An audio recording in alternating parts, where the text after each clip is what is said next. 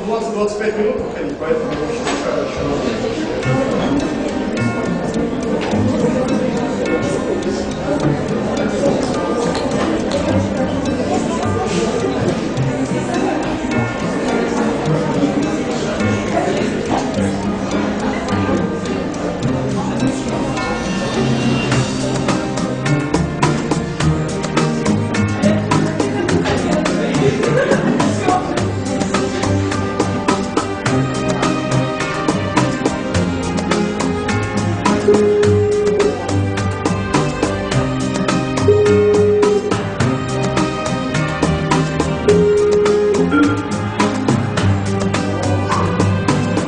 Good morning, Dr. Станислав. Hello. Well, good Do you hear me well enough, and do you see me well enough? Yeah, I hear you and I see you all. And I'm Hussein. Okay. Yes. Well, we have a couple of minutes before the official beginning, and maybe somebody else will come, but there are a lot of people. I think it is about maybe 50 or 60 students of Foreign Affairs Department, and there is a dean of the faculty, and see you again after. Very nice to see you again after such a long time. Yeah. Well, but maybe we can start. Yeah. My friends, I'm glad to present to you Mr. Hussein el-Said. He is a member of Supreme Council Board of the Free Egyptian Party, and he also represents his party in National Salvation Front. Is it true? Is it right? Okay. Our discussion will consist of two parts, and first part will be my questions to Hussein. I will ask him to describe the situation in Egypt from 2011 till now, and then I think you will have a possibility to ask whatever you want.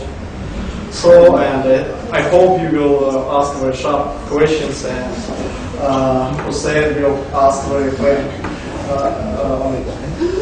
Okay, Hussein, first questions, revolution is such kind of event that is really dangerous, because you can't be sure that you will win. You can lose, and you can lose your career, your health, maybe your life. And what was your personal reasons to take part in all these events, in all these incidents? Because I think it is really dangerous for many people in Egypt. Yes, well, revolution or politics as a whole is very dangerous in my part of the world. It means guns, it means violence, it means life-threatening situations. And I remember after I got involved into politics, and I got a phone call from a friend of mine, and he said, Hussein, I heard some rumors, don't sleep in your bed tonight. And this was the first time any of this happened to me, and this was like a turning point in my life, because suddenly I asked myself, when did it get so serious? I mean, I was just doing politics for the sake of it, and then suddenly, it seems like overnight, time flies by, and suddenly I'm in the middle of a revolution, starting a revolution. I didn't plan for me to be dragged into politics, or to be dragged into a revolution, or revolution making, but my life has pushed me towards that, more than anything else. So it wasn't a choice, it was more of a duty, and a duty that I could not neglect, because there was nobody else standing behind me to take my place. Well, thank you. Okay, maybe about some of your personal expectations of the revolution. What you wanted before it started? What did you want? Well, what is revolution? That's the question. Because for me, a revolution means something totally different than the textbook definition, because the definition of revolution in the dictionary is an overthrow of a regime or somebody in power to replace it with a new system. But we don't use this definition. Revolution is not an act of uprising against governments. It's actually a state of mind. I mean, you can call anything revolutionary. You can have a revolutionary new drug that cures diseases. You can have a revolutionary new system in your car that helps you use less fuel. So, revolution means, for me, drastic change for the better. So, I hope it never ends, because it means we have a cycle of continuous improvement. From the beginning, from 2011, this is when this is when the Egyptian revolutionary spirit started picking up again. And Egypt is, as a whole, by my definition, a very revolutionary country. We've been having in uprisings to change for 7,000 years. And for 7,000 years, unfortunately, nothing has changed yet. But for the first time in history, we actually see hope that we can change the system into something better. But as a big picture, we have a saying, and in Egypt, women's rights are often threatened, and we often get dragged into battles fighting for women in different aspects of life. We have a saying that a woman's voice is revolution. And this doesn't mean that a woman that actually speaks. It means that a woman that actually speaks out against injustice, a woman that actually asks for her rights. So revolution as a whole is such a big term, it's massive.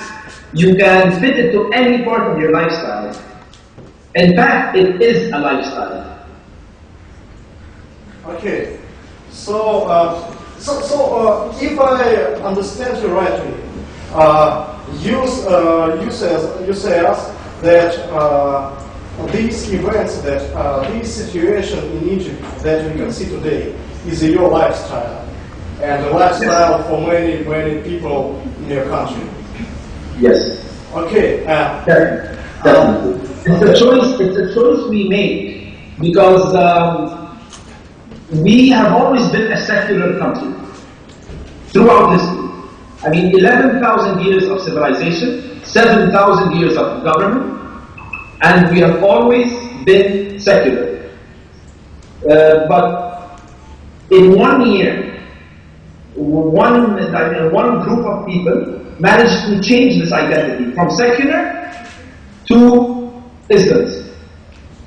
And this is when everything imploded. This is when everything started changing. This is why revolution is a lifestyle. It is an identity as well.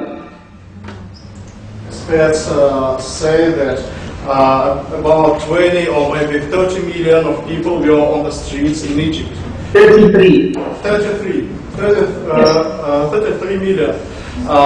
It's to my mind, it's unbelievable. It is the largest political protest in history. Yeah, but I have seen video and BBC shows. It was a really huge amount of people, huge number of people, and BBC and CNN, if I remember rightly, called that it was a military coup. And then I have seen in social media some pictures when with this huge number of people, and we on CNN, we are the coup. So it's not a coup, not a revolution, as you say, but something new. Something the Americans need to understand that their influence in Egypt is getting more limited by the day. They are being hated by the average Egyptian, and I think this is good news for you, because Russia is stepping in as the average Egyptian's friend. a very dynamic future, and everything just gained momentum and happened. Okay. I think we will continue and we will talk about last events and your future constitutional reform and maybe future elections of parliament. It's all very interesting, but I think it's time maybe somebody from audience have some questions and to wake up. Yeah, you know, because it's not native language English and it's sometimes difficult. So maybe some questions. Yeah, okay. It's Kate, and as I know, she's going to make a diploma paper about Libya and Egypt. Yeah. So it's her interest. So. Yeah. Hello. Hi, Kate. How are you? I have a question. What do you think about democracy in Egypt, and is it possible to create democracy in Egypt, maybe without USA? I don't know.